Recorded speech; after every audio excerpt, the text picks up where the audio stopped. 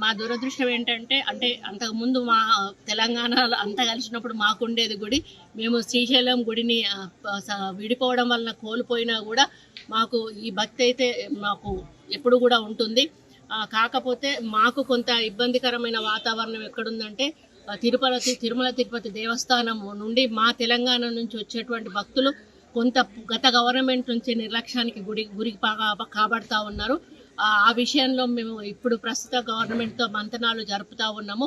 గతంలో తెలుగుదేశం ప్రభుత్వం ఉన్నప్పుడు అధికారంలో ఉన్నప్పుడు ఏ విధంగా అయితే కొన్ని పద్ధతులు నియమాలు పాటించేవాళ్ళు అదే పద్ధతిలో మా ప్రభుత్వానికి కూడా వారు ఇవ్వాలని వారికి మేము రిప్రజెంటేషన్ కూడా ఇవ్వడం జరిగింది.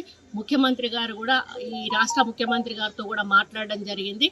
వారు కూడా ఒక పాజిటివ్ వేలో మేమందరం కూడా చర్చించుకొని మొన్ననే వాళ్ళ కమిటీ కూడా వేయడం జరిగింది. కాబట్టి కమిటీలో నిర్ణయించుకొని మరి తెలంగాణకు నుంచి అధిక భక్తులు వస్తారు, అధిక రాబడి కూడా వస్తుంది.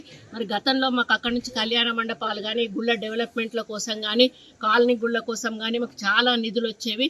మరి అదే విధంగా మళ్ళీ అక్కడి నుంచి మాకు నిధులు రావాలని కూడా వారిని కోరుతూ, ఎందుకంటే తెలంగాణలో చాలా గుళ్ళు ఎక్కువగా ఉన్నాయి, మరి ప్రాచీనమైనటువంటి గుళ్ళు కూడా చాలా ఎక్కువగా ఉన్నాయి. కళ్యాణ మండపాలు గ్రామాన కూడా అడుగుతూ ఉన్నారు.